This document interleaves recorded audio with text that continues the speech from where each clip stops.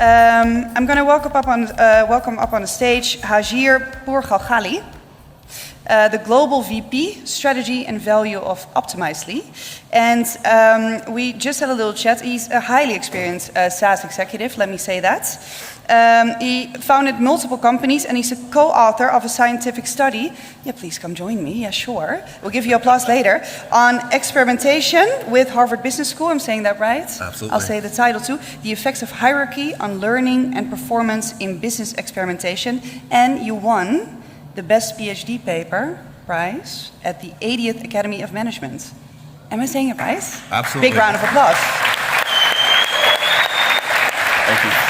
So, Hazjier, before you start, we're going to talk about getting B2B SaaS pricing right. I think you'll introduce something more about yourself. How was your lunch? Fantastic. Perfect, bite-sized, and great coffee. It's the most important part. And you had the burger. And I had the burger. I got lucked out. Good for you. One more round of applause for Hazjier, please.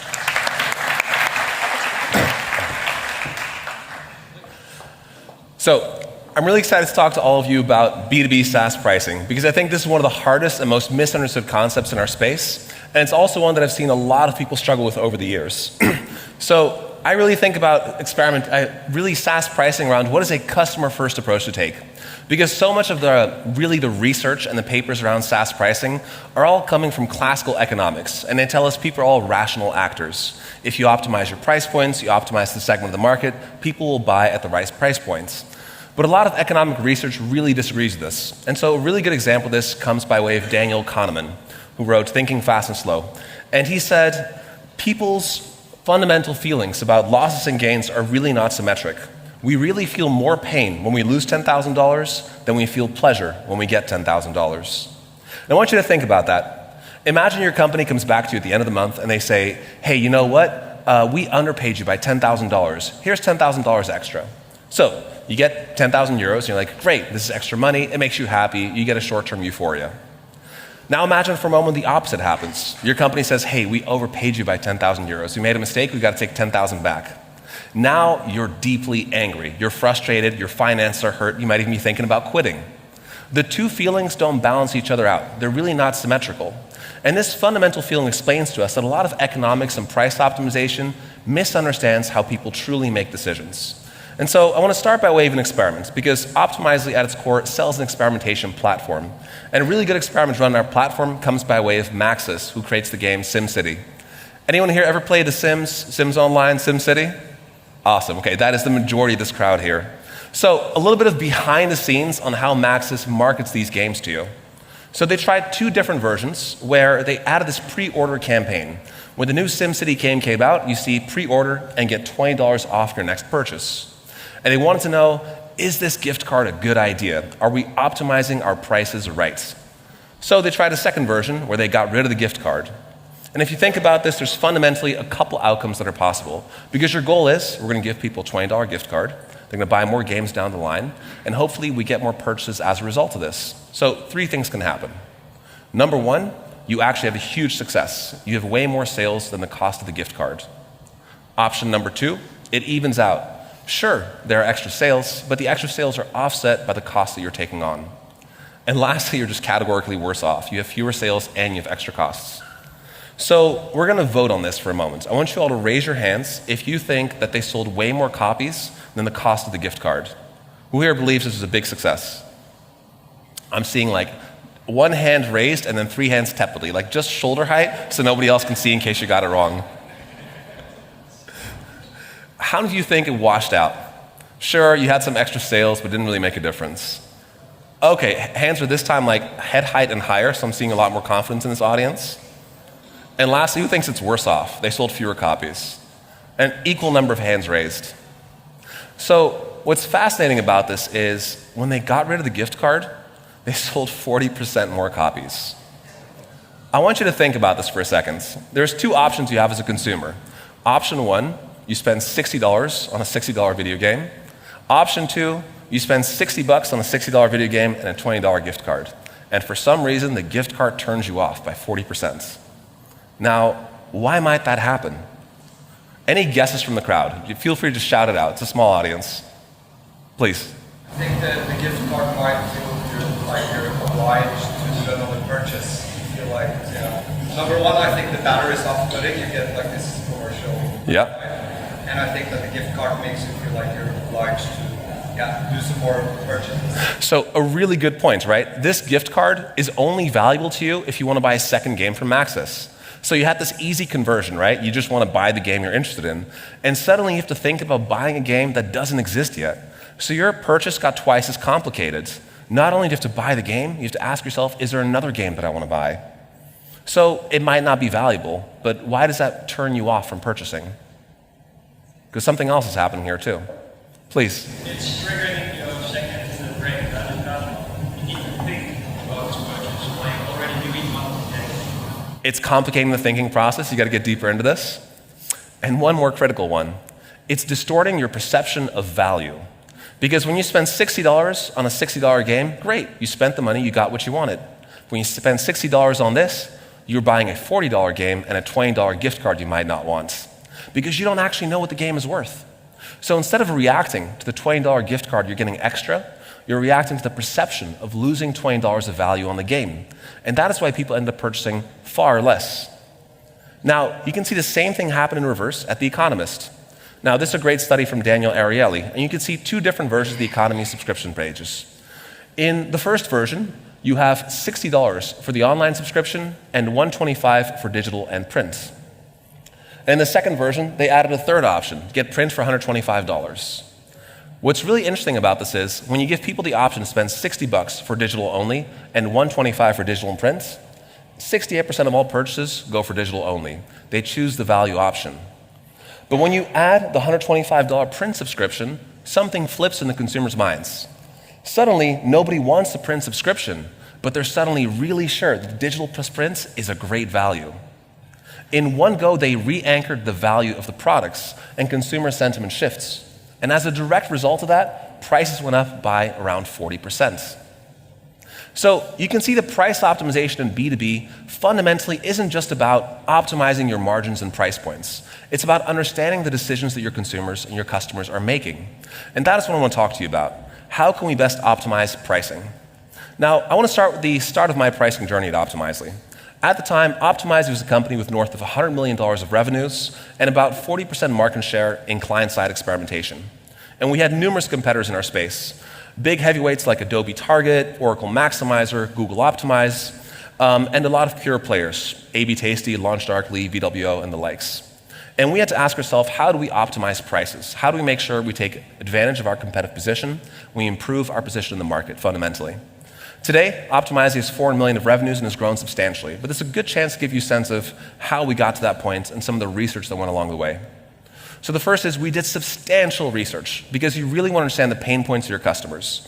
And that included doing deep data research, having tons of internal interviews, literally interviewing 60 people all across the company, interviewing countless customers and prospects all around the world, and then lastly, conducting tons of financial modeling and analysis, all with one central fundamental goal: understanding the pain points of our users and knowing what to fix. Our goal was not to figure out how do we price the products perfectly, it was to understand what is going wrong in the sales cycle, what is annoying people, frustrating them, confusing them, triggering the wrong conversations and the wrong sales strategies. So we came up with about 10 distinct problems that we had to fix in our pricing. And these problems drove our strategy. Out of those 10, the 4 biggest ones, number 1, our pricing was way too complicated. We had sold 400 different SKUs over the years, and we had 13 in our final version. Not only that, we saw that pricing fundamentally misaligned incentives between teams. We had a pricing model that worked well for sellers and poorly for customer success managers. On top of that, we had packages that were highly ineffective. And lastly, we were feature selling so much that executives were losing focus. So I'm going to dive into each of these problems with the hope that you can see how some of these patterns might be applying to your business as well. And I'll walk you through how to conduct this analysis. So the first place we started in pricing was we did an overview of what our pricing looked like. And I know this is a lot, but I'll go through it stage by stage. We had 6 different product categories, from web experimentation, personalization, recommendations, server-side testing, IoT and OTT, and mobile. And each of these had up to 3 different tiers: good, better, best packaging, leading to 13 SKUs at that level. And each of those SKUs could be bought by different volume metrics, but it had a lot of problems. So when your pricing is that complex, a couple things start to happen. The first is there's no clarity. You've got so many different versions of your products out there that nobody really can remember it all. Your salespeople don't know what you're selling, your customers aren't sure about the features they have access to, and this lack of clarity is causing a lot of confusion between account teams. So lack of simplified pricing makes it really hard to rally people around the business. Not only that, it hurts best-in-class messaging. When you have so many different tiers of your products, odds are your best features aren't going to the people who need them most. And as a direct result of that, you might have the best version of the products out there, but because that's not what people are experiencing, it's not their perception of you. So you're not taking your market leader advantage. On top of that, very hard to maintain. 13 different SKUs means salespeople look at your product portfolio and they feel like there's 13 different things they need to be trained on. The psychological complexity in their minds of learning your product suite overwhelms their ability and desire to learn it. And that makes it hard for salespeople and product managers alike. And lastly, it leads to terrible selling strategies. So because we had 13 different SKUs, it meant that whatever customers asked for, we could give them exactly what they thought they needed. But the problem was, it would force us into selling strategies that we weren't the best for.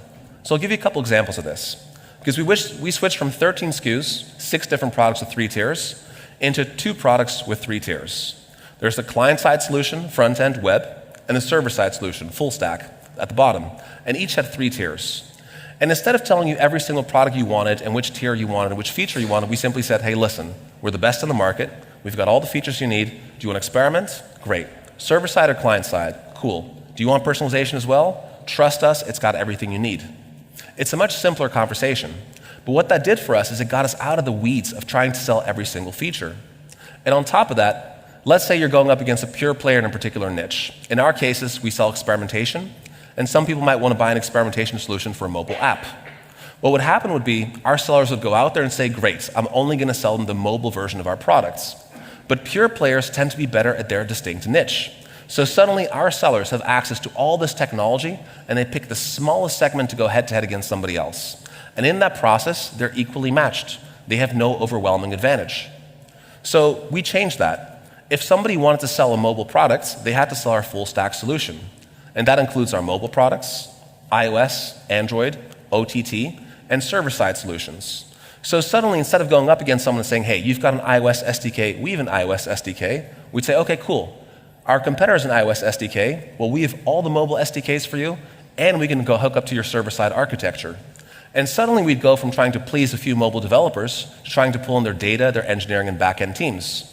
And so the buying circle would expand, which meant instead of 5 iOS developers deciding what is their favorite tool, suddenly there's 2 or 3 teams involved, and collectively they have to pick ours. We would change the terms of the debates. And this is something very fundamental. If you have too much product customization possible, your sellers need to pick the right strategy every single time. What we did was we structurally disallowed that. If somebody wanted to buy a personalization solution, they would have to buy tier 3 of our web solution, which includes experimentation. So instead of going head-to-head on just personalization, where we'd be equally matched, we'd also come in with our strong suit, the experimentation products, which would allow us to be much more likely to win. All these had hugely positive effects in the selling cycle because we disallowed poor strategies.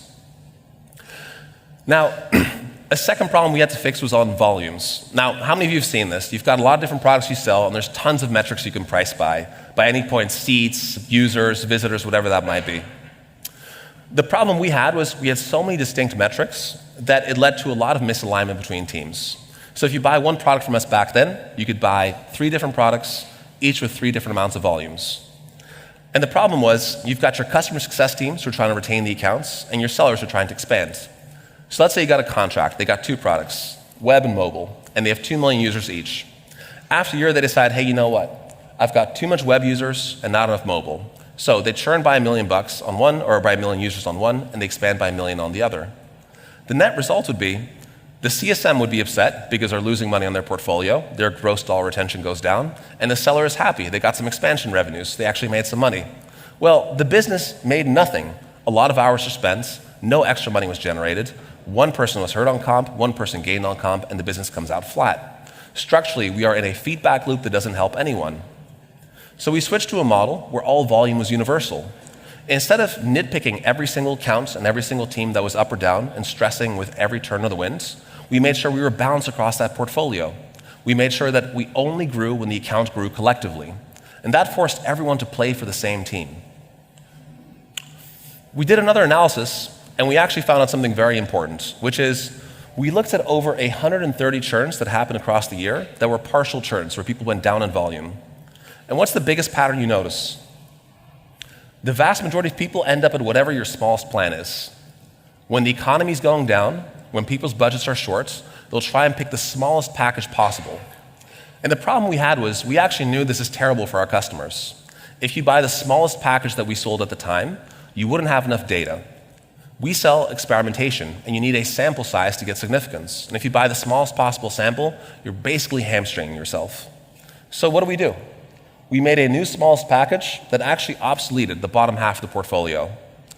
This was a huge risk to our business because we basically said all these small accounts are all going to get way more than they need, and there's no volume expansion potential there. They're basically flattened out. We're going to give all of that to them, and we're going to give it to them for free. Now, the net result this had was it was a huge benefit to our business on 5 different levels. And the first of these was we had way healthier accounts. Everybody had enough volumes and users to be successful. Not only that, we obsoleted 2/3 of all partial churns. This saved us $3 million a year in costs. We saw that accounts were balanced, everybody had sufficient volume to be successful in. There was safer revenue, more revenues protected in our product portfolio. And lastly, we made sure that we had a constant growth focus. Because small accounts could not expand, that forced our sellers to go after bigger opportunities and to move up market and go further down the enterprise space.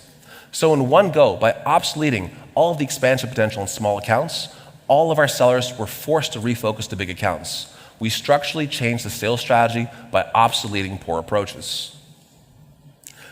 And I'll dive into the 4th big problem. How many of you have a pricing page like this? You've got 3 different tiers, standard, professional, premium, and you've got all these extra features. They keep adding up. The higher the tier, the more the features. Yeah? I think that's the majority of us. We don't all want to raise our hands, but it's typically the case. So what you see here is if you buy the standard package back then, you got A/B testing, multi-page testing, audience targeting.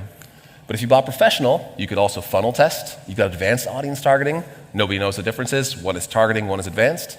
Report annotations. And if you bought premium, you got all of that and geo-targeting and time of day. Well, what's the problem with this? The problem with this is nobody gives a shit. The only people who care about these features are people who are basically at manager or lower levels who are really using your products day to day. But if you go to a VP of marketing and you talk to them about time of day targeting, they have no idea what you're talking about. They fundamentally don't care. So your goal is you want to move up the pyramid in the sales cycle. You want to start at the team level, go up to the managers, work your way to the senior execs, and get the C-suite to sign off. And we were doing the opposite. We'd start with the C-suite. We talk about digital competitiveness. You want to personalize. You want to be number one. Then we talk about which teams they want to have testing, and we have to get the senior executives involved. Then we talk to the managers about whether they want geo-targeting and time of day. And the further we got down the sales cycle, the lower we got and the more problematic it became. So we changed the dynamics entirely. We went from trying to nickel and dime people on every single feature to forcing us to move up market. Instead of talking to the VPs about the lowest value features, we told them, hey, listen, do you want to experiment or personalize? Great, let's have that conversation. Do you need to get your engineering teams on board? Do you want server side or front end? Excellent, let's pull them in. We can talk about features later, but trust us, everything you need is in here. There's no nickel and diming. We'll give you all the best features. Let's talk about who to involve. And by changing the dynamics, we moved up market in the sales cycle instead of down market. All of this was hugely effective. Now, Simon Kucher did a benchmark where they looked at 600 companies over a period of 6 years. What they found was fewer than 3% of businesses dared to raise prices by more than 10% year over year. Well, 1 year after we launched this new pricing and packaging, we had the biggest success in our entire time there. We saw our ARR more than doubled for new business. We had 110% larger deals, first year ARR for new business and 80% for existing, and our closed won rates went up as well. Not only were we selling products for double the price, people closed 33% more often. Now, I remember when I started, people told me, hey, Hazjier, you want to take on pricing? That's a great way to kill your career. 3 people came before you, 3 of them got fired. Why would you take this on? But the fundamental thing that we discovered there was the same mindset we had in experimentation, which is you're not going to get to where you are by optimizing the price points, the figures, and the formula. You're going to get there by understanding your users. What are the problems your sellers are facing? What are the problems your account teams are facing? What are the problems the market is feeling? And if you trust that you solve enough of those problems, good things will follow from there. Thank you.